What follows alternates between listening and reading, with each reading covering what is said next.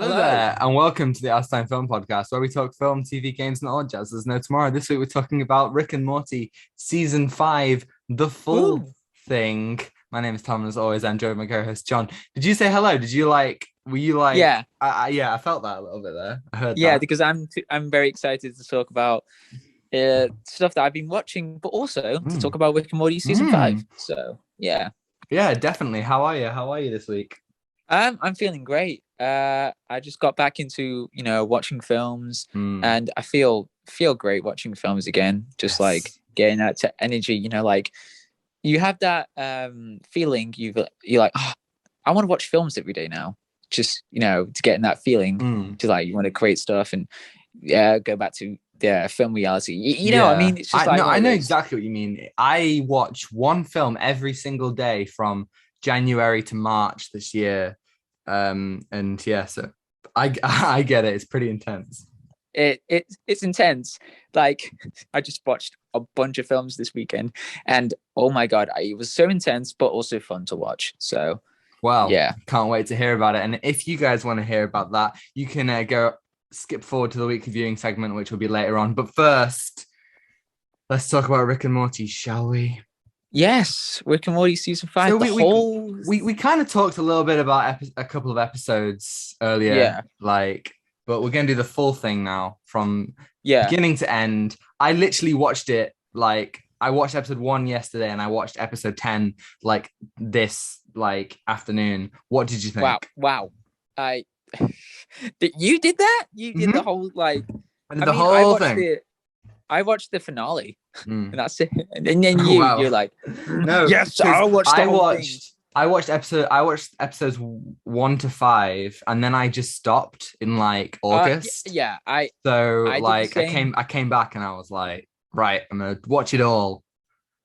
Yeah, I did the same, but then I was like, okay, I know what happened in that. Mm. But then sometimes you can get lose track. Sometimes with TV that decided to throw off with some episodes that are just Of course. what? So Oh yeah, god. so what are your thoughts of the season? So I want to say this briefly. This season's story was messy. Like the whole Yeah. thing was like not that amazing. Like the other season storylines were great. Mm. It was solid. It Well, was I think it's worth saying immediately. We are fans of Rick and Morty, but not we're not super fans. super intense. Yeah. So I like Yeah, it. I really like seasons 1 and 2. Season 3 is pretty good. I wasn't a huge fan of season 4. I definitely think I really enjoyed the yeah. second half a lot more than the first half. But all in all, I mean, literally, the question on my mind, and the question that is proposed in this video's title is, does Rick and Morty need to end? I don't know how, enthusiastic I am about continuing it. Well, that's another thing I was thinking about. Spoilers, full spoilers ahead if you Oh haven't yes, watched Rick and Morty. please. Yeah, please get Especially out that if you. final episode. That is if you Yeah, care at all about the ongoing story of yeah. of the Rick and Morty universe, We're I going guess. like we're going full lore into it. We're going full Mm, story. We're going mm. like every Oh yes. word. But the last episode of the season really felt like the last ever episode. You know what I mean? Like Yeah, it felt, it had an air of finality about it. yeah, it was like a proper ending to it, really. Mm. So, but Yeah, really, those are the kinds of endings that I like, because it wasn't. It also left it on a little bit of a cliffhanger in a way yeah, in a way that keeps you thinking. I don't really need to know what happens next. Do you know what yeah, I mean? yeah. Now, like, it's good. I mean, like, there's some episodes that I really liked. The Planetina episode. Mm. Well, right. Let's talk. Let's start with episode 1. Episode Yeah, 1, of episode course, one. being Mr. Nimbus Oh, Mr. and Nimbus. Oh god, Mr. Jessica Nimbus. becoming A time god. the time god. That was weird, because I thought they'd bring that back. No, we don't see Oh her at yeah, they all. didn't. Also, Weird. we haven't seen any of Morty's high school in this season, and we might not Oh have even seen yeah, it last season. I don't know, but I I really liked that did not. decision, because as much as I am invested in Morty's actual life, I like the Hmm. fact that we're seeing how much Rick is taking over his life. There are so many episodes, we've been seeing it for a few seasons now, where Morty's just, running errands for Rick or whatever. He barely has his Yeah. own life anymore. And I think that Yeah. that works into the overarching, narrative that the season is presenting. Yeah, and like some the scenes in where Morty goes to high school, that felt a character that you could relate to. Like he's gonna go with his crazy grandpa, just going on this adventure, and then wait, sorry, but you can relate to that. How many times has your no, grandpa you can't relate to that. pulled I mean, you like, out of high school and be like, we're gonna go in interdimensional don't adventures? take out of context. Don't take it out of context. Right? Okay, listen. My granddad does that all the time. I promise. Oh my God. Oh yeah, we went to Mount Everest. But anyway, so that you can relate to Morty, being trying to get his high school crush, and trying to go through life and sorting out problems. But also, that wasn't in this season. Like the whole Planetina thing that we didn't, that wasn't really included with the high school stuff, with everything that was going on around his life, and leading him to towards the end of the season, being independent from Rick, like what he's going to do. So it's a thing that we've been building towards for a while, and I think purely because we have been building towards it so long, it makes about half of this season pointless. Not because it's bad, but just because we're doing the same thing. We're seeing the same dynamics where Rick is, becoming too egotistical, and Morty is being left to do. From the very first, I would say perhaps even every single episode, you get that where Morty feels downtrodden and like he's being used and like he can't fully trust Rick, and that works really well in some episodes, but in others it's like you just you're really just like beating a dead pony. And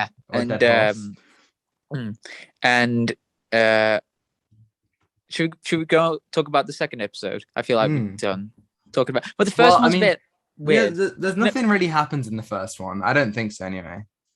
Like Jessica being the time god, as you said, we didn't see that again. Yeah. Like, what the heck?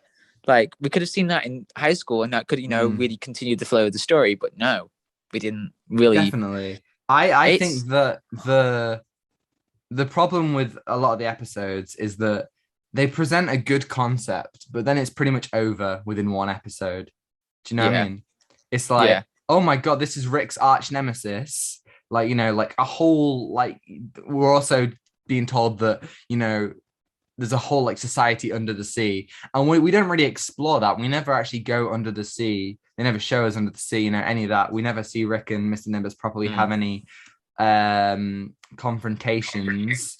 And so because of that, it just feels like, you've presented this really interesting thing, and then it's like, okay, now moving on. Similarly to, I think the idea that, Morty has to keep on coming back to this place to get the wine, and every time he comes back, it's progressed, and they've become like, and eventually it becomes from just a simple like house and like a family to like this whole like civilization that is like hell-bent on like capturing Morty and killing him. Do you know what I mean? Yeah. And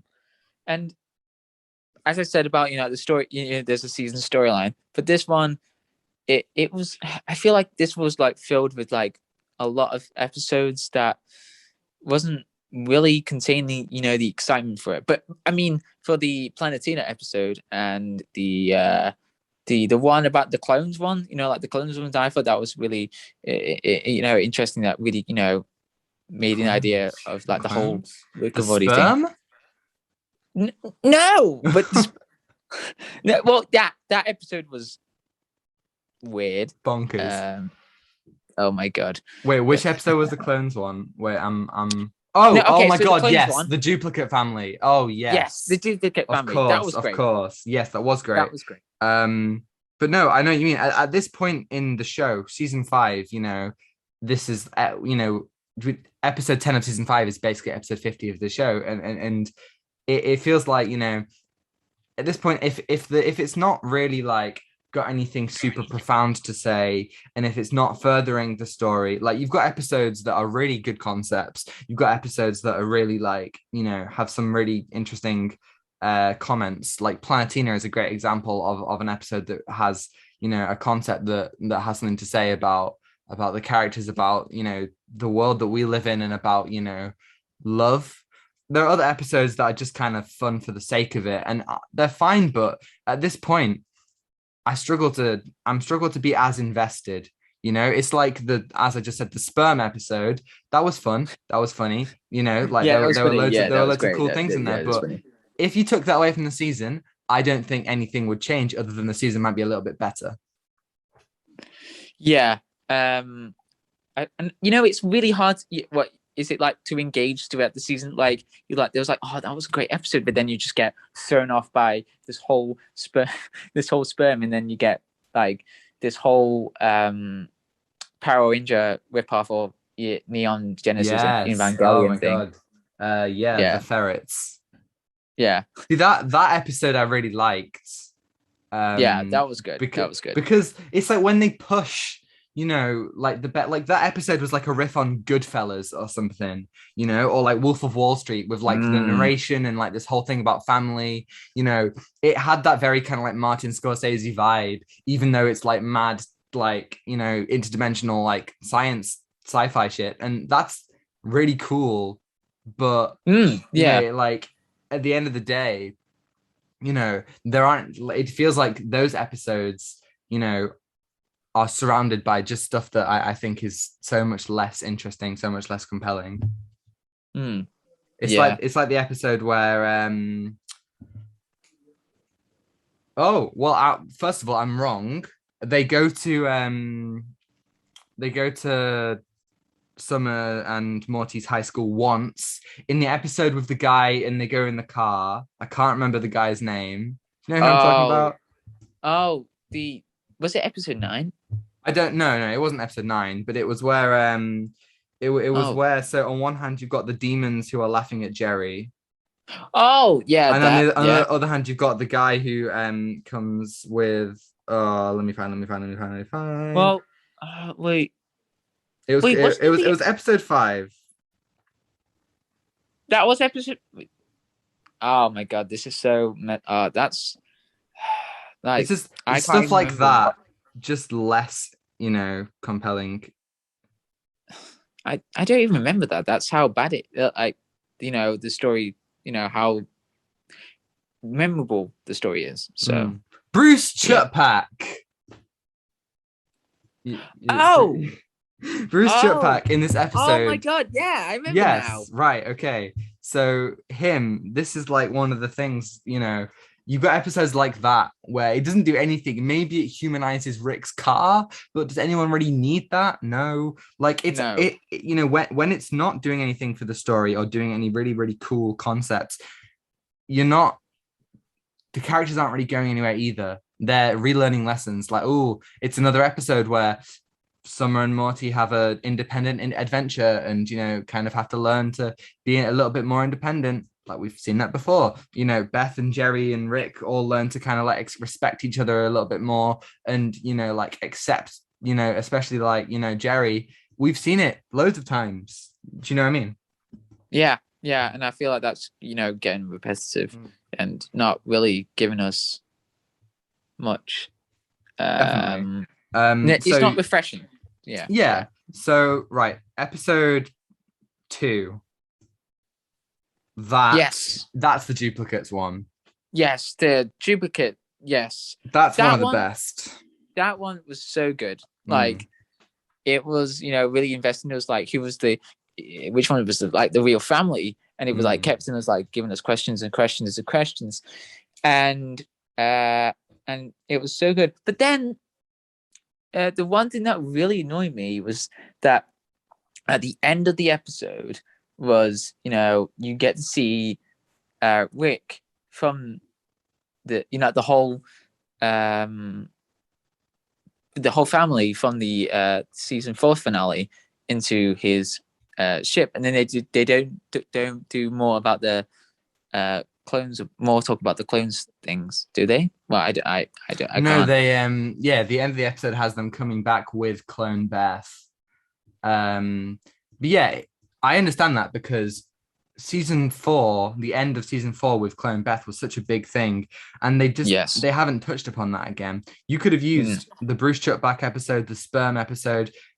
They could have been used, obviously it doesn't have to be the same plots, but they could have been episodes where they, dealt with Clone Beth in the same way that season 4 didn't do anything with evil Morty, like these things are set up, but I don't think I don't think it gives it less gravity if you're just leaving it for, Yeah. a season. Or do something experiment with it. Yeah. Yeah, I think that Yeah. there were some really good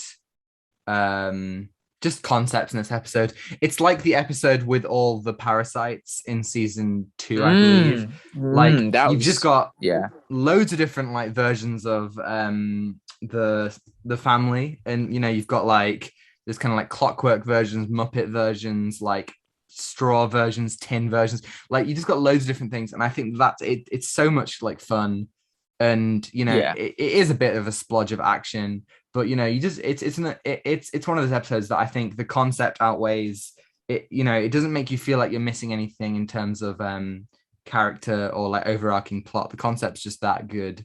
And I really liked the end credit scene of this episode with the wooden Jerry like floating in the water and like going through life, where he's like he gets turned into like a beaver like house, like a beaver like habitat, and then like he becomes like a clock and like a mirror, and like he ends up like on a like built into a cross, and they play it with Queen's Who Wants to Live Forever, which is a riff on Highlander. I just thought that was just another, again, just really fun concepts and just really funny. Yeah. I love that, just Jerry just getting really Yeah, beaten up and just somehow ending up going like through Cowboys and then going through like the whole era of like wooden Jesus. well, yeah, that's what makes, especially in the first place, Yeah, people never watch Rick and Morty because of evil Morty, because of any of these huge spanning like arcs. They watched it because it was it was fresh and interesting, and these kinds of episodes where they still prove that they can like make things that still kind of surprises and stand out, are the stuff that's good. And obviously Rick and Morty has changed a lot, especially with like the fan base and stuff. And so I think that like I think that they can they have displayed they can provide a balance between the interesting concepts and furthering the story. But I think again, there are just too many examples of things, like, as I said, the like pointless episodes, filler, if you will, things like the sperm episode. Let's talk about episode 3, which is Planetina. Oof, yeah, that's a heartbreaking episode. Like, oh yes, what Morty goes through, and with like, how's he going to deal with it? And Planetina trying to save the planet, and like seeing what the Earth has done, but she does it in a very brutal way. Killing all the people who work at the mine factory. yes, Or I don't know. Yes, and like doing it very extreme, but also they have their own differences. Their own ideas. Like Morty wants to save people, but then Planetina does it, in a very extreme way. She's trying to save it, but yeah. Yeah, And I agree. It's a really intelligent riff on Captain Planet, of course. Don Cheadle, of course, Captain Planet. But I think the best part of this episode is the comment on teenage relationships. When you're a teenager, all these kinds of emotions, they all feel like the be all and end all, and it's like a huge thing. And it's like it's like Beth says, she's like, oh, you guys, this isn't like they calm down. You know, this isn't like going to be like your final love. And then Morty really believes in it. And I think the montage where, you know, they're in love and it starts out with them both, you know, trying to do the right thing, and then Mm. Palantina going too far. It's that kind of thing that I think is a perfect meld of like obviously the sci-fi, like insane stuff, but also like it really, you know, it's really touching because you know there is a relatable factor. And believe it or not, it's not dating a superhero, it's the heartbreak of it all. Yeah. Uh, and the sound, you know, sorry, the sound. What are you talking about, John? Song, the song of Oh, like at the end, oh, what a song. like it was played at the end of the episode. Yeah, it's called "I Am the Antichrist to You," and it's just a beautiful piece because it, you know, it displays all those emotions that Morty's feeling. You know, and you know, it's just simple things like the simple pull out at the end, you know, the pan to the dead flower, display of Morty's face, just really, really, you know, just really good stuff. And I think that's the stuff that sticks with me. However, again, Can I- this episode has like a B plot of Rick and Summer oh going yeah, to I want to talk about that. apocalypses. Yeah, yeah. That I It's love that. do you? But Okay. well, no, well, I didn't like it, but you know, well, I did like the post credit scene. That was hilarious. Oh, the post-credit scene was great. Yeah, I want to talk about that. But like Happy birthday, by the the B way. plot, the B plot was so weak in this. Like we didn't want to like see, you know, Rick and I think Beth. it. No, I not think Beth. no, it's Summer. Summer. Yeah, it would have My been brain. fine. It would have been fine in its own. I feel like, you know, like maybe if you make a full story out of that, and maybe like you know you explore the fact that you know Rick is so unreliable and that that he's not really falling in love. Hell, you could even like as you just said, you could even have this episode be with Beth, and Beth could like you know feel betrayed because like you know Rick like you know loves her more than whatever. But I think that the thing itself is fine, but I think the Planetina stuff is so strong that it makes the rest of it a little bit less memorable. Yeah, like that was the highlight, obviously. Mm. So yeah. But the post credit scene, I couldn't stop laughing. That That was just is like that. Hey, amazing. God. Happy birthday, by the way. His mom's I still not know it was talking to the us. I know it was the end of the world yesterday, but Yeah, that stuff is really good. I wish there It was like more of that dark humor type, but you know, that was funny. That was yeah, funny. that definitely was. The Mm. next three episodes, you know, even you know, like they're very filler. You've got the Yes. sperm episode, the car stealing one with Bruce Chudpak, Chutback, and then Thanksgiving. It's just three Mm. episodes that I think are completely, you know, if they were in season 1, 2, or 3, it wouldn't matter. You know, if they were in like, if they weren't there, it wouldn't really matter. Like, there are some, you know, cool concepts, but nothing that interesting. Do you know what I mean? Yeah.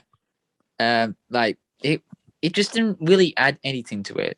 And like when I was watching the sperm episode, the turkey, no, not the turkey, Thanksgiving, that Well, obviously that I messed up my mean, mind because that was a turkey thing. That that was was a just a turkey. Gobble strange gobble. episode. That was Um, so strange. like you could have done a pickle Rick thing where like you know Rick was like a turkey for the whole episode and he had to stop, unlike him and Morty and the president had to actually like stop you know these like turkeys who have infiltrated the government as turkeys. That might have made it you know a lot more interesting, but again like what there's no character arc for me to latch onto. You know, it's just another adventure where you know I'm not really like, it's like okay, turkeys fine, nothing like overly special, but you know, it's also not like, I think it's a waste of an episode. I think all three of these are a bit like, you know, you could have had a 3 episode thing, you could have explored dozens of concepts that they have done that they haven't done, and they just didn't really go with that. Mm. Yeah. Um, I I don't know what to say much about the filler episodes because it's just not really that good to talk about sometimes, you know. I don't know. It just felt throwaway episodes. And, Well, okay. like, so here's what's next, right? This is like the meat of the season, I guess. The final 4 episodes, I think you got some really like strong stuff. So first of all, you've got the family episode. As I said, very Goodfellas, very Martin Scorsese with the slow kind of like building of this like criminal empire, not even a criminal empire, but this kind of empire. You've got the 2 different narrations going on at the same time. I think that's really cool. Loads of fun, but again, it doesn't really do anything, but it's got the concept, I think, and I think it's really fun. You've got a bit of a Voltron like spin on it, like Power Rangers kind of thing. I think I think that's Genesis. quite cool. Wait, is that the name of the episode? It was like yes, it was. It was called Gotron Jerry Sis Rick Evangelion. Yes, it was. Huh. Yeah, so I guess it's based directly from Neon Genesis and I don't know how to say it. Neon Genesis Evangelion. I can't say it right. Neon Genesis Evangelion. Neon Genesis Evangelion. Right? Such a long title. But I am going to talk about that today. So listen to that if you want to hear about my views, ideas. I will be listening. Don't you worry.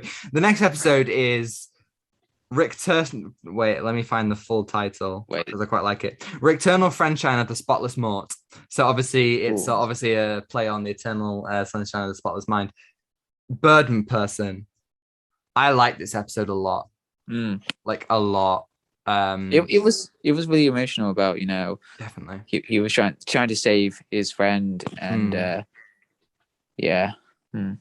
Well, okay, so first of all, there are a couple of things that I think get major ticks.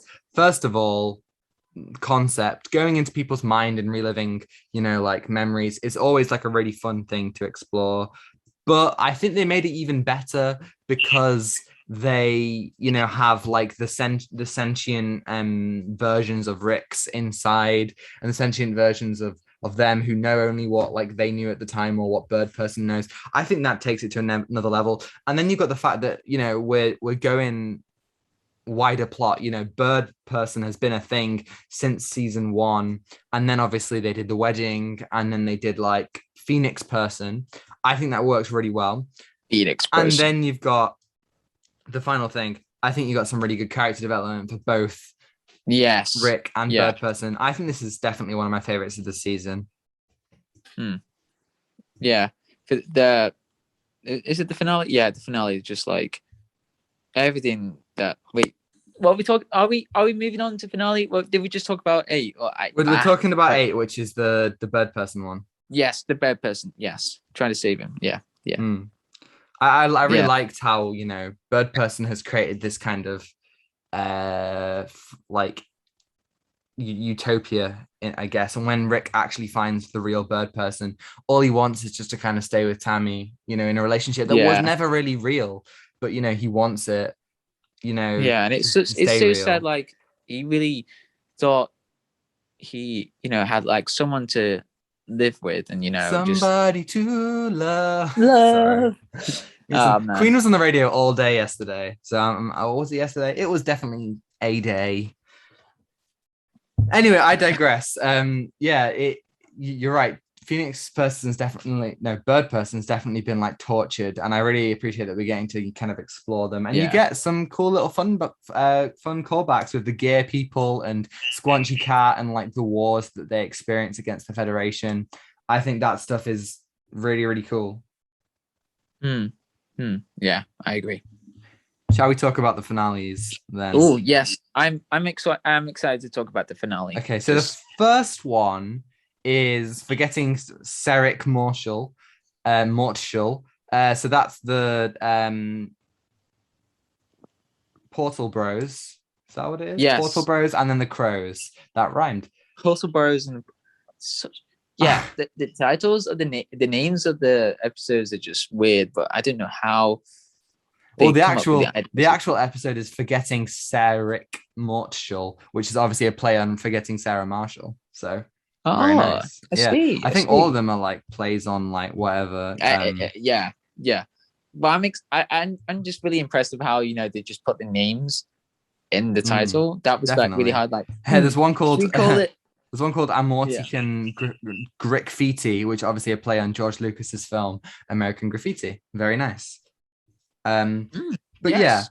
what I loved so much about episode 9 was immediately, well, not immediately, but by the end, Rick realizes that, oh, this is actually a toxic relationship. Finally, you get this moment where, there is actually there's a shift in the relationship between Rick and Morty, which we have kind of been needing since very early on, and I think that's really good. However, I Yeah. wasn't as huge fan of the actual stories, the crow stuff and the portal stuff. It was just, I think they were just vessels, excuses, plot devices to get Rick and Morty to the places where they need to be, where Rick leaves and, Morty, after wanting them to be apart for so long, realizes that isn't what he wants. Yeah. So, yeah, what do you think? So this one, I thought it was almost like a filler episode to me because, with like the two plot lines, like we got the Rick using two crows to help him on adventures. I don't know how you can do two crows. I mean, you can do anything with the two crows. And you got Morty. Maybe he's actually Odin. Odin has two crows. That's a plausible answer right there. Rick is actually the god of gods. What is Odin the god of? Oh, what was it? Oh, that reminds me of the episode where Rick fought Zeus. Well, not actually Zeus, but like the Zeus, when Rick was pregnant with the planet, Oh yeah, that planet, that in season 4, it's too forgettable. Maybe no, wait, I don't think so. Well, that just kind of reminded me that huge, like God of gods, but him fighting Zeus. Anyway, this episode, I thought it was a bit of the filler because it didn't really attract me to the story. I thought it was just like, oh, okay, is it not going to like push towards the finale or something? Yeah, that's what I thought.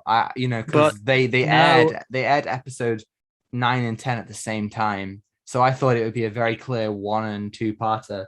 But instead, it was very clear. There was a very clear distinction. However, I did like where the episode ended. Apart, the actual episode itself, it was fine, but like the way that it ended, I think, was a very strong basis to build the finale off. Yeah. So, and 10. Let's talk about episode 10. Yeah, I'm also excited to talk about this one because we just got into like a whole lot of like backstory to Rick, like what he did in the past and how built the whole citadel, and like the reason why he's got like the portal guns, like the whole idea of like everything, really, how the show started, really. So yeah, I think, okay, so first of all, I enjoyed the little samurai thing this episode of yes, the samurai, the opening, that was cool. This episode's called Rick Mirai Jack, obviously Samurai Jack kind of thing. But yeah, so they gave like a little like kind of homage to that. I thought the way they got to the Citadel was a bit weak. Morty turns himself into a 40-year-old to guilt trip Rick into coming back. I thought that was a little bit weak, and then like Rick gives up the crows so suddenly. Oh no, the two crows. Oh. My favorite characters. But yeah, so like then you get to the Citadel, and I think the moment they meet up with President Morty, then you get like the good stuff of the episode. Oh, the good stuff. Like, the end of the that song, the theme song, Evil Morty theme song. That? Like, that was the full orchestral. That was so good. Yes, they used the Evil Morty song but an orchestral version, like as everything was like exploding and like, oh, that was amazing. Uh, I didn't know why, but that was like satisfying to hear because whenever there was like an episode of Rick and even Morty wasn't like the episode where he escaped with being as a Morty, and then you got him in that episode where he's as elected as mayor or president or President. something like that. Yeah, Yeah. president. And then it's like revealed that he was evil Morty. That was a one hell of a plot twist there. So, and that was a great episode. So I love that. And also we had the orchestral theme for evil Morty. That was like the triumphant version of it. So like It he's really just won.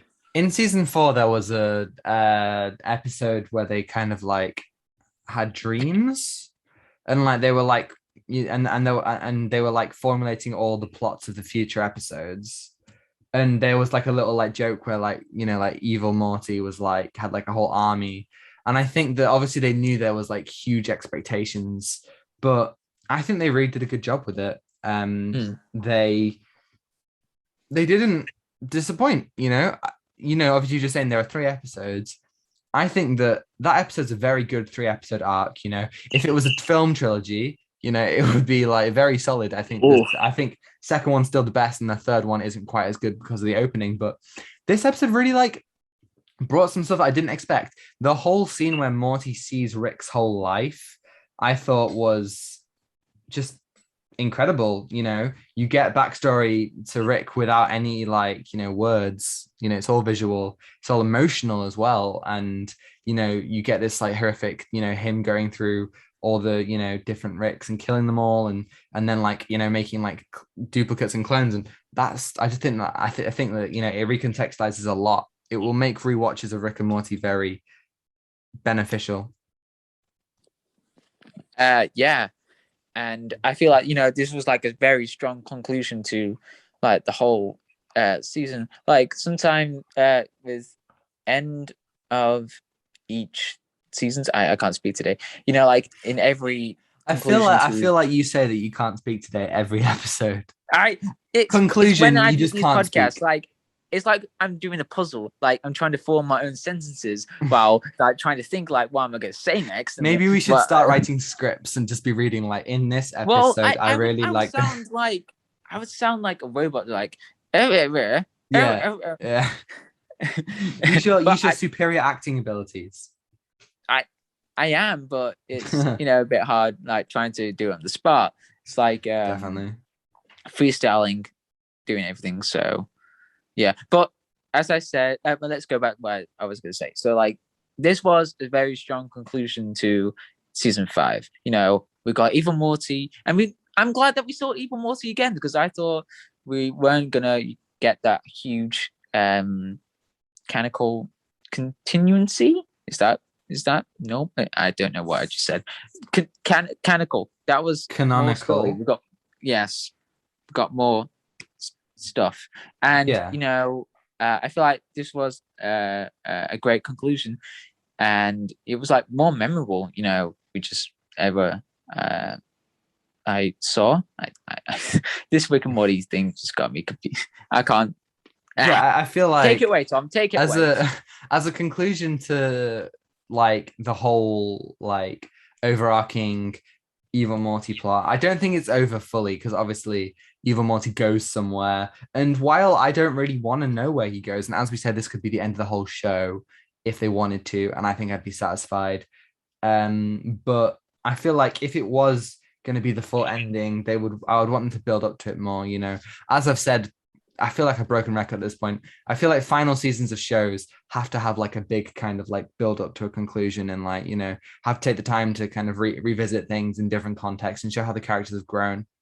I don't think we're quite there yet for Rick and Morty, but I feel like this genuinely like does provide a lot of satisfaction. I loved it when Evil Morty goes through the portal, and it's very 2001: A Space Odyssey. Yeah, through it, and you get all these like different like visuals, and he is like astounded, and he I guess he leaves the multiverse or whatever, and goes somewhere else. And I think that stuff was really cool.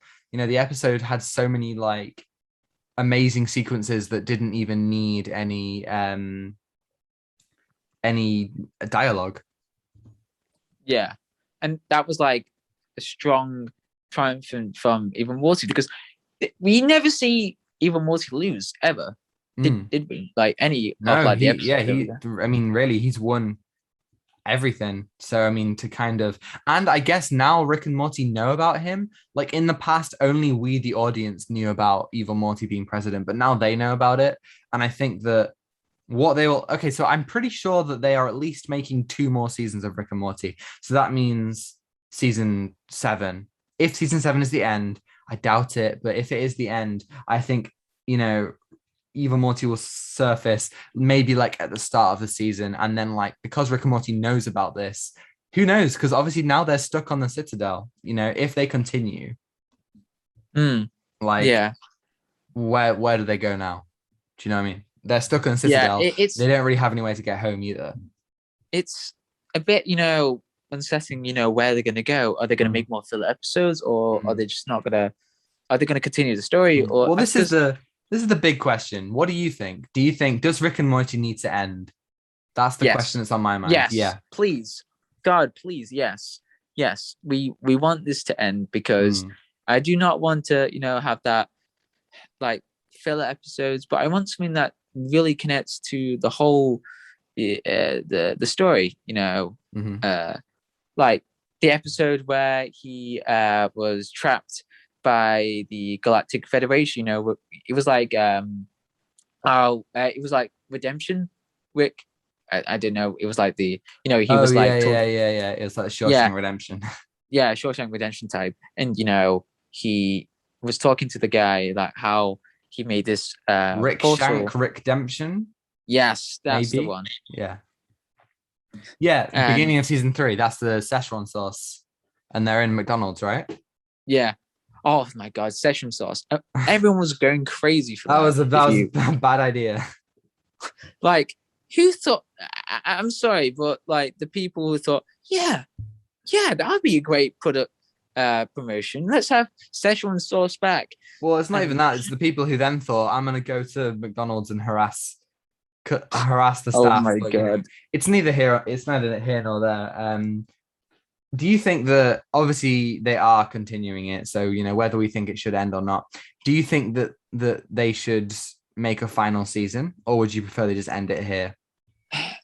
well, I want a final season that really continues the story, like a proper Mm. full out story season. You know what I mean? Like Yes, like have a something that season that is all, you know, Evil Morty, Beth's clone, Bird Person, you know, the overarching, you know, the Federation, the overarching kind of like stories that they've been telling. yeah, yeah. Even make it I a hope. shorter season that's only like 6 episodes long. Who cares? Oh, that would be really interesting, because I feel like that the creators, or like the people who like creating the stories, I feel like that they're just putting one canonical story in each episode, each season, which is not like amazing though. Like, what the heck? It's just like Yeah, I don't. I feel you're like not you're not getting content. yeah, You know what I there's mean? not But enough to like, kind of like.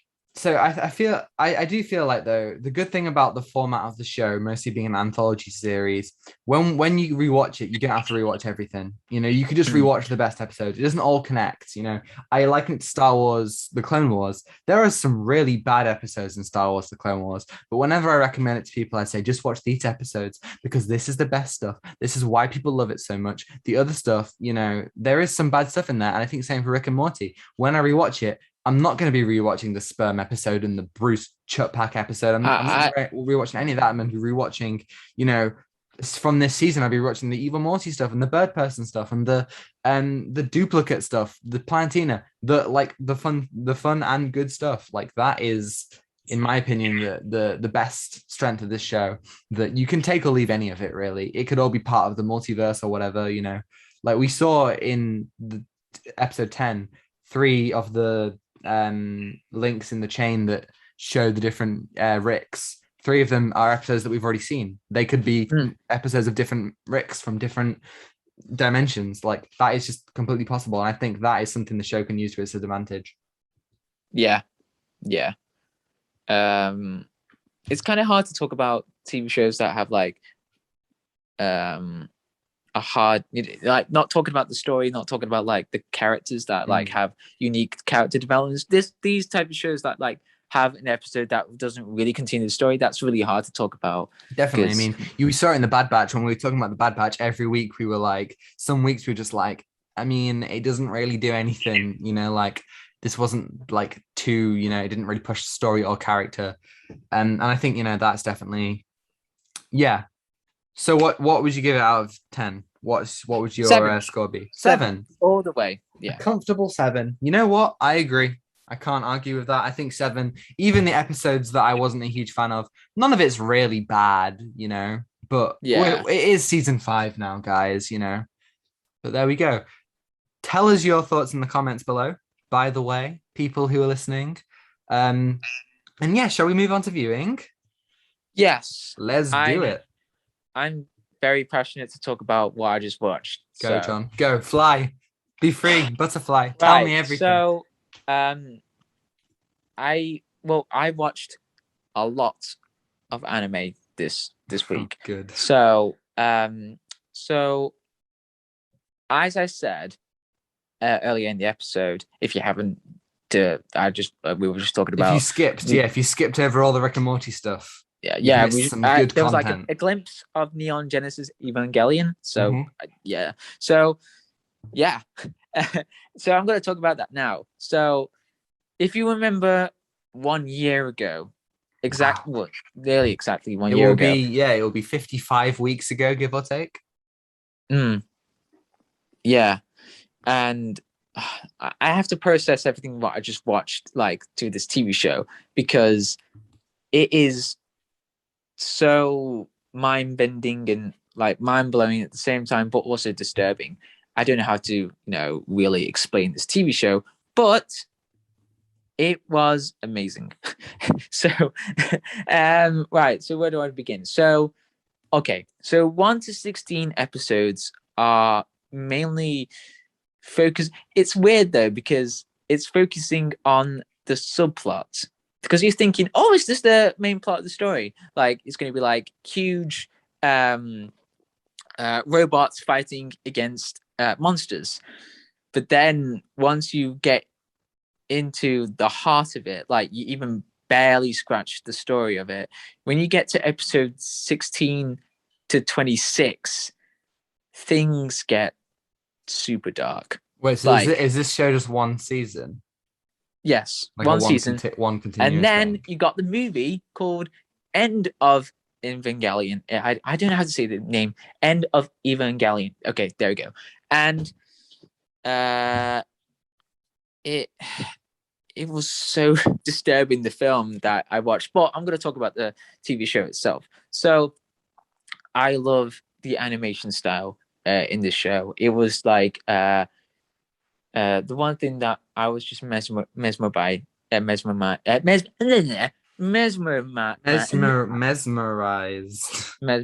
I can't. I'm just so passionate to talk about it. So like, I was so mesmerized by the whole animation style, and like it was like this was like in the 90s, and it was just like mind blowing to see like cool and smooth animation, and with really cool characters as well. I thought, and the episodes were unique every time, because it was like continuing the story, but also like deep diving into the world of the TV show, and it was so it's beautiful to watch the TV show. But then when you get into the dark stuff, you're like, oh my god, I thought this was like something really wholesome and nice, but no, it's so dark. I can't even talk about it. It's just like so depressing to talk about. But anyway, we're not going to talk about me hearing about the depressing stuff, because that in itself would be depressing. Yes. Okay, but weirdly, this TV show has two endings, but the TV show is one ending, like the last episode is one ending, and then you got the movie, which is another ending. This is confusing. The TV show and the movie's confusing itself, but the one thing that I really really enjoyed was the soundtrack. The soundtrack the theme. The theme to the TV show is a banger. Like it's a bop to listen to. Like every time you watch the introduction of it, like the theme, you just don't want to skip it because sometimes it's like watching Stranger Things and then Netflix like, oh, do you want to skip it? Do you want to skip it? No. Yeah. Oh, I know. Yes. The thing that I'm going to talk about next has probably one of the best opening like things ever. Yes. But this is like the best opening anime of all animes, if that's correctly worded. Yes. So I mean, such a can you really testify that unless you've seen every single anime ever created? But I looked, and everyone's like, yeah, this is the best opening of all animes and the whole world agreed in unison. Everyone came together to agree that. But no, I was literally looking at opening. like best anime openings, and everyone was like agreeing of how Neon Genesis Evangelion theme slaps. So I was like, yeah, did you say but flaps? Yeah, slaps. Oh, these are flaps.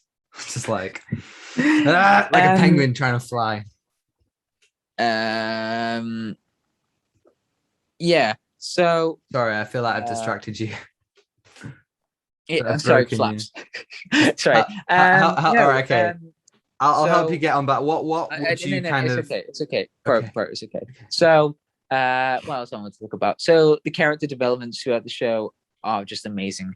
Especially the one character, Shinji. Oh, I haven't talked about like the main plot of the story. So, okay, so it's about a corporation called Nerve, and they have these giant.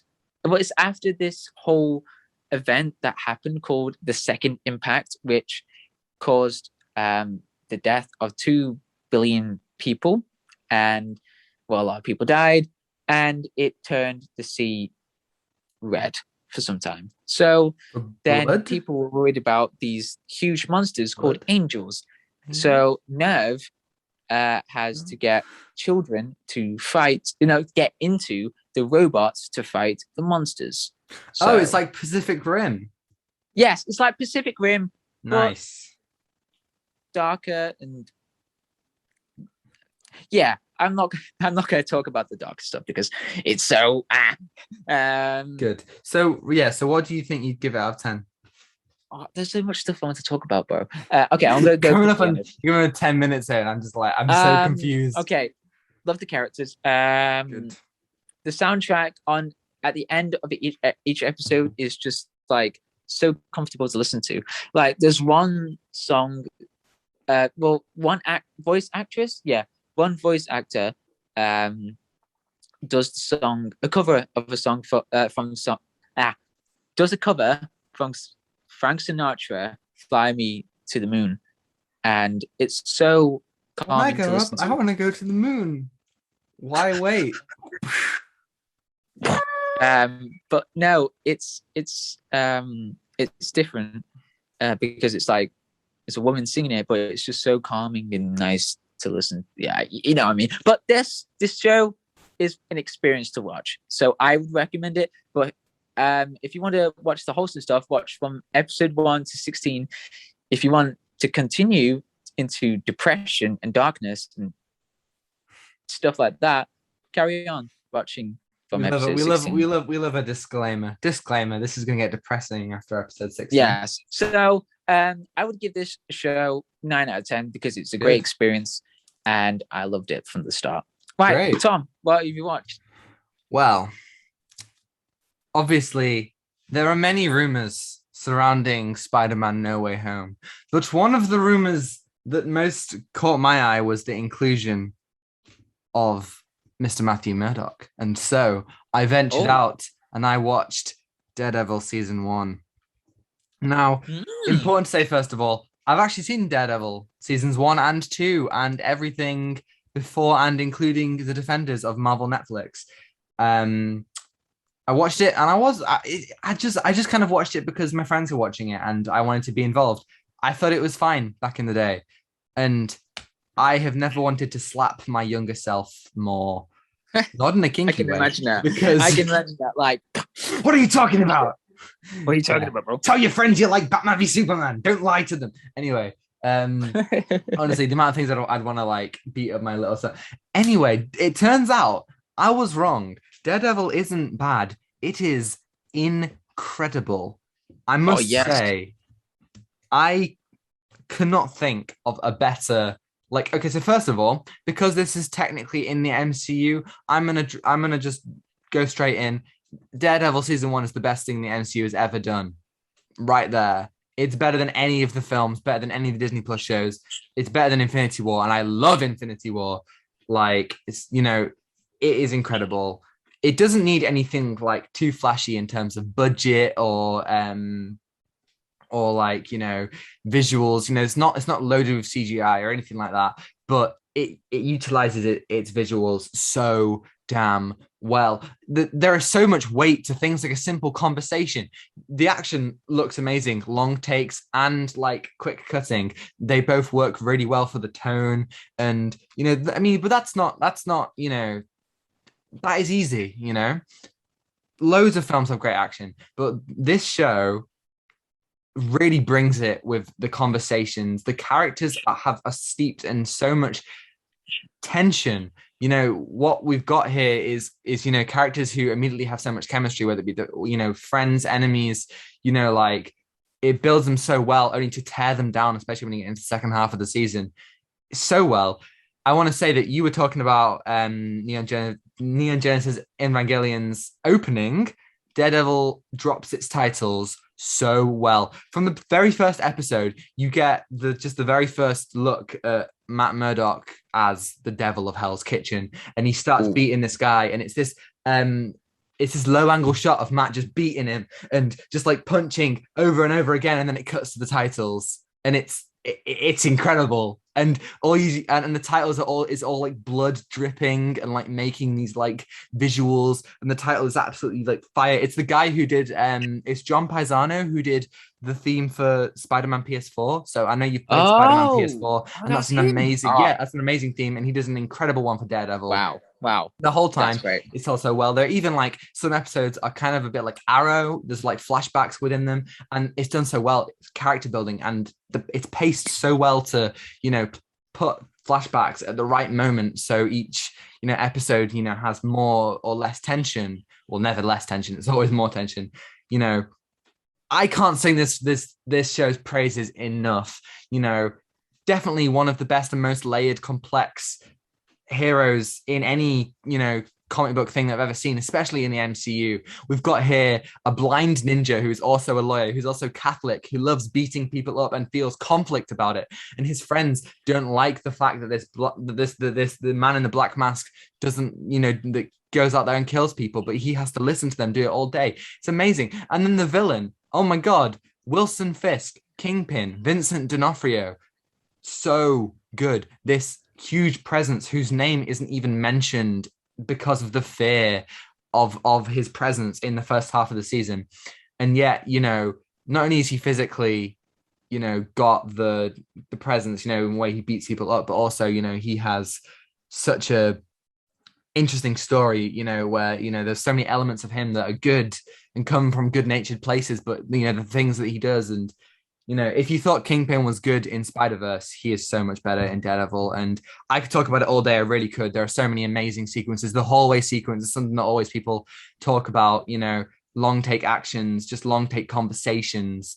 It's also good. And this is something that, you know, you don't know when you're watching it, but I know it sets things up for the Defenders as well. But the setup doesn't feel, you know, shoehorned in. It's set up so intelligently in ways that you wouldn't even know, you know, like I only know it just because I've seen it before, you know, but even so, I barely remembered anything, and I had a blast, an absolute blast. It is a perfect season of television. And I do not say those words lightly. 10 out of 10. if you're excited for No Way Home and Daredevil is probably going to be a No Way Home according to because the reports have been right so far. Watch Daredevil season 1. I can't tell you anything about 2 or 3. I can't tell you whether they're good, as good, worse, but they probably won't be because the season was so good. It is so much better than the movie as well. Daredevil movie sucks. It's just so good. Everyone should watch it. Fans of Marvel in general, definitely. You know, the comics, the MCU. This is the best thing the MCU's ever done. I've already said that, but it's so good. And yeah, it's amazing. Okay. Oh I'm done. wow. I'm done. My rant's over. It is I wanted to incredible. say more of a Neon Genesis, but never mind. But I mean, that was like, I know how you like passionate about like talking about these things in this like short amount of time, but it's just great to talk about these type of things, you Definitely. know. Well, yeah. So go on. What's your next one then? Oh yeah. So originally I wanted to talk about Your Name, but I'm gonna talk about another You're not going to time talk about because your name, John. You're hurting me. Please. Okay, go uh, on. but I am going to talk no watch. Nah. I We're am gonna going have to to talk listen to about you watching one something. anime film that Hmm. everyone's been recommending to be to Hmm. watch. And this was just so heartbreaking to watch. I watched it today, and this film was You haven't it just you destroyed me. haven't said what it's called yet. Oh, sorry. The film is called "I Want to Eat Your Pancreas." Of course. Yes, I know, listeners. That's a very weird title, but it will explain soon. As I'm going to talk about. So, Did it make you want to eat anyone's pancreas? no, Good. That's good start. um, but no, it's a really sad story. So it's about a girl called Sakura. Yeah, and she is slowly dying, and it's her pancreas isn't working anymore. So she has not a lot to live. So a long time to live, and she decides to tell about her illness to one person, and you don't know the name of the person until later on. But that's a bit of a spoil.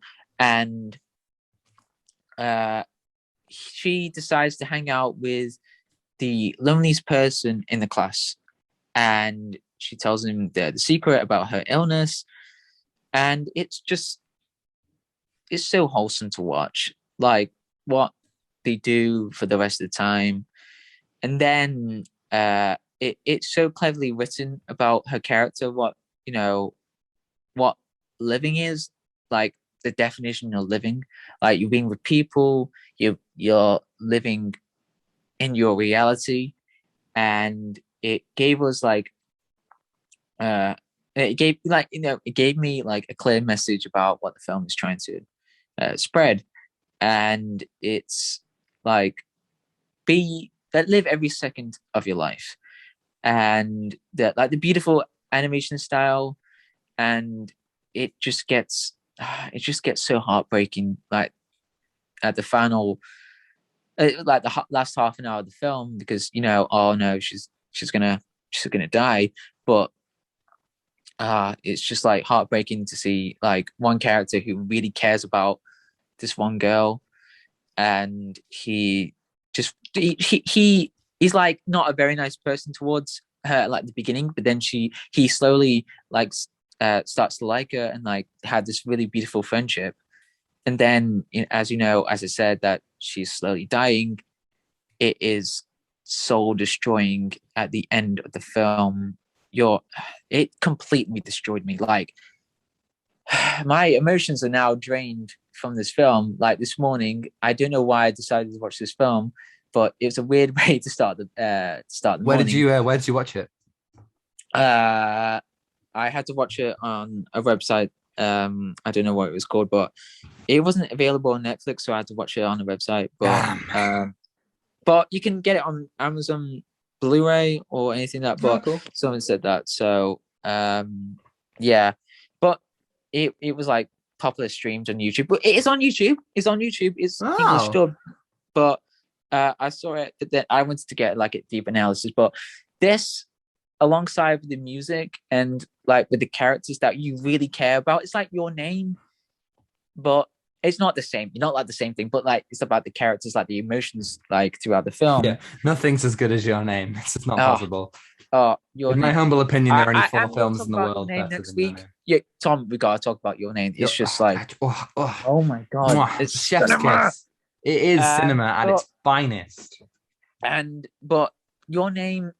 Sorry, the film. I want to eat your pancreas, and the title itself is it's so emotional. Like, Is it? well, you'll Is the find out title? at the yeah no. You'll find out at the Okay. end of the That film, makes me and intrigued actually, because that is it's definitely a pretty intense, like it's definitely a decision, that title. yeah, Definitely. and to give you a warning, just do bring tissues because I always bring I tissues cried so wherever I hard. go. I cried Sounds so good. hard at this film. Like, man, I cried harder than watching Toy Story or Toy Story 3 or watching Field of Dreams. This completely destroyed me. Oh Like, no. on the level of sadness, like, it just gave out. Anyway, I love the music. The music was Mhm. like very wholesome and then just gave out like a lot of emotion. And also, I talked about the message of the film, like, do have like someone in your life to like have friends and do not be lonely, like, because it's your life. You got one life. So yeah, and talks about death on a very emotional scale, and we're all scared of it, but Hmm. just live every second of it. Yeah. But this character that she dies, she was just so wholesome and just nice to other people, and like helped this main character throughout the film. And she had this diary. It's too sad to talk about. Okay. Give Right. me a score. We're about to run out of time on the Okay, Zoom I'm gonna call give it a anyway. 10 out of So, 10 because it is ooh, a masterpiece. very good. Cinema So at its I finest. recommend it, but do bring tissues because I didn't, and I looked like a waterfall. So You are yeah. now a sentient waterfall. Alas, we Yeah, will remember you but with don't worry, flying I am colors. going to talk about your name next time. So Good, yeah, good. loved that film, but sad. Right, Tom.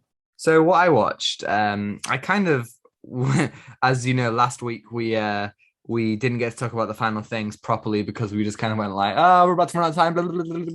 So I thought I'd give it a little bit more of an in-depth talk here. I watched Casino Royale. So Casino Royale, yeah, the so as first I ever James Bond, Daniel no, Craig. yeah. I Yes. think it's the first ever James Bond film. I'm like, nope. You fell into my But trap. oh no! But speaking of the first ever Bond film, obviously No Time to Die was supposed to come out last April, and I watched every single classic Bond film before they rebooted it with Casino Royale last year. I watched all 20 of them before April. And first of all, I would say a good 60-70% of those first 20 are just bad films, whether it be like for, whether they haven't aged very well, or whether they actually like have like some problems that even if you look past the fact that they've aged. But Casino Royale was the one of the first ones that I watched when I was a kid. And it definitely signals a new era for Bond. It definitely, goes into new places. And it's my memory served me well. It is definitely one of the best Bond films. Daniel Craig immediately he sells it as a younger Bond. He's a bit more cocky and less kind of refined, especially in the beginning. He just kind of runs in places and starts shooting up like an embassy and like knocking down like blowing up a building like straight away. You kind of get the feeling that this isn't the Bond that you already know. But it's really it's really well structured in giving him a bit of a run for it. He definitely goes through the ringer in the way that it's just non-stop, this film. Like even when he's playing like poker, which is like the big kind of Casino Royale event, like you get a lot of like really really good action, but there is a heart in it, of Bond kind of it. Okay, so first of all, I want to say, as I said last week, kind of I'm not a huge fan of the Bond girl in this one. I'm not a huge fan of the trope of Bond girls anyway, because it's a bit of an outdated thing. But I don't mind Vesper in this film, but I just feel like they kind of fall in love a little bit too fast, and the ending is what it is. I won't spoil it, but my problem kind of comes from the fact that they kind of treat a lot of the aspects of this Bond as if he is, and this is in his other films as well. He's a relic of the past, but he's supposed to have just started being Bond. I feel like it kind of contradicts itself a little bit. And I feel like therefore this reboot of Bond, it holds a little bit too much baggage. I feel like that's what it needs to let go of a little bit. But you know what? I think it has a lot to love that will stand out against other Bond films. The villain, Le Chiffre, is amazing. Mads Mikkelsen, obviously, we know that Mads Mikkelsen's amazing. If you've seen stuff like, why am I blanking? Another Round, that was this year, or Rogue One or Doctor Strange. He might not have the biggest roles in those last two, but he's really good in a lot of stuff. And he will be playing the next Grindelwald in Crimes of Grindelwald after they fired Johnny Depp. Yes. So yeah, he plays a great villain. And I think that is one of the biggest things that you need to get to work in a Bond film. And they made it work. And also, it probably has the best and coolest opening. You see Bond doing his first ever you have to kill two people to become a 00 agent, and you see him take his two first kills, and there's a cut that when it transitions into the song being "You Know My Name" by Chris Cornell. It's so good. It gave me such chills. Like, he turns around and like it goes into, I can't explain it without spoiling it, and it's really annoying me, but it's amazing. And it signals like, bam, new era of Bond, here we go. And it is awesome. That alone, that sequence, that opening like 5 minutes, 10 out of 10 right there. But yeah, I think in all, I'll give it a 9 out of 10. I will be watching Quantum of Solace, Skyfall, and Spectre. So I'll be talking about them in the next few weeks. And we are going to be talking about No Time to Die in a few weeks. Hopefully there will be time to die. I would like time to die. Wow. That was an unexpected twist. But anyway, so that's me. So take us out, John. I'm excited to talk about your name next week.